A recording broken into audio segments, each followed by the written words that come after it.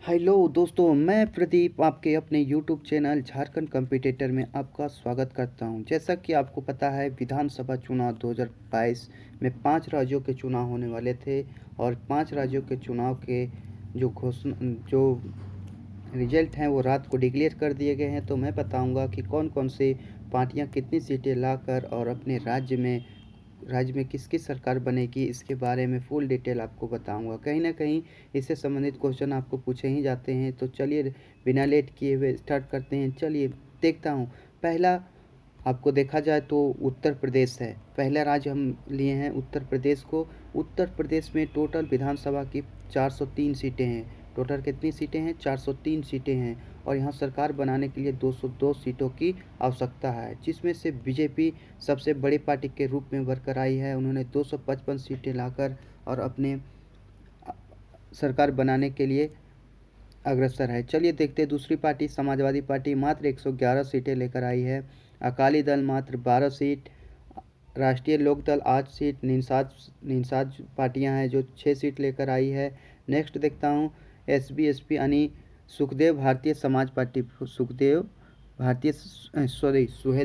Samajwadi party मात्र 6 सीटें। और ये देखिए इंडियन नेशनल कांग्रेस, ये जो सेंट्रल लेवल की सरकार थी यानी राहुल गांधी, जो जहाँ देखा जाए तो इंडियन नेशनल कांग्रेस की सत्ता पिछड़ती ही जा रही है। भारतीय समाजवादी पार्टी मात्र 1 सीटें लेकर आई है। ये भी अपने आप में बहुत देखने को नहीं मिला। ये ज़्यादा प्रचार प्रसार में भी ज़्यादा अग्रसर नहीं दिखाई। और अदर जो देखा जाए, अदर यानी निर्दलीय से मात्र 2 सीटें जीत कर आए हैं। चलिए नेक्स्ट देखता हूँ। तो ये यहाँ पे सरकार बनेगी तो सिर्फ योगी आदित्यनाथ की ही बनेगी, क्योंकि दूसरा उम्मीदवार हमें देखने को नहीं मिल रहा है। नेक्स्ट क्वेश्चन देख रहा हूँ। तो नेक्स्ट है पंजाब में तो ये बहुत बड़ा चीज़ देखने को मिला और ये देखना ही चाहिए था, क्योंकि पंजाब जो है सो पंजाब कहीं ना कहीं बदलाव जो है सो मनुष्य के लिए बहुत ज़रूरी ही होता है। तो पंजाब में 117 सीटें हैं, उनमें से 59 सीटें लेकर आना। 59 सीटें जो भी सरकार ले आते हैं, जो भी पार्टी लाती है वही सरकार बनाएगी।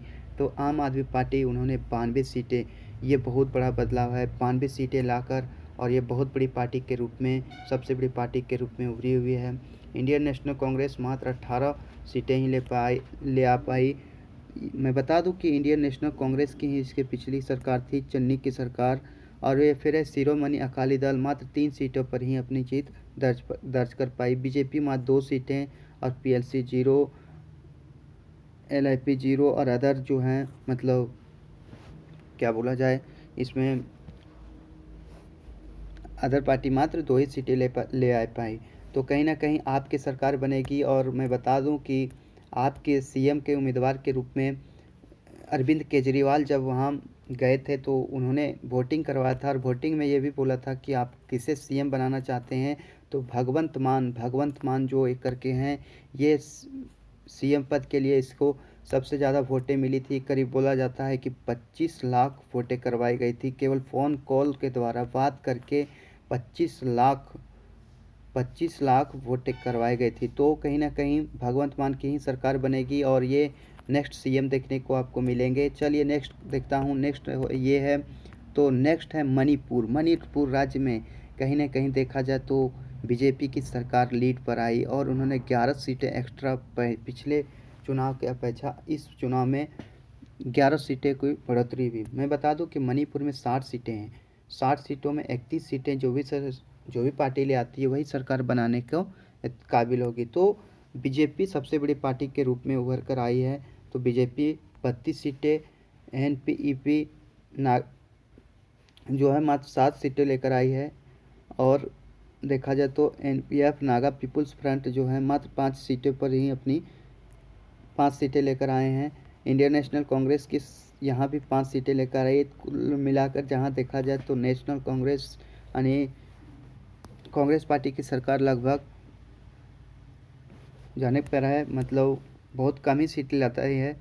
देखा जाए तो इंडियन नेशनल कांग्रेस 5 सीटें, एआईटीएस 0, एलजेपी लोक जनशक्ति पार्टी 0 और अदर जो हैं सो यहाँ अदर की संख्या बहुत ज़्यादा ही है, मतलब 11 सीटें जो हैं सो अदर सीटें से आई हैं। चलिए इसके उम्मीदवार आपको देखने को मिलेंगे। तो इसके पिछले सीएम पद के उम्मीदवार एन बीरेन सिंह थे और हो ना हो यही हमारे नेक्स्ट सीएम यानी 2022 में जो बनाए जाएंगे तो एन बीरेन सिंह ही बनाए जाएंगे।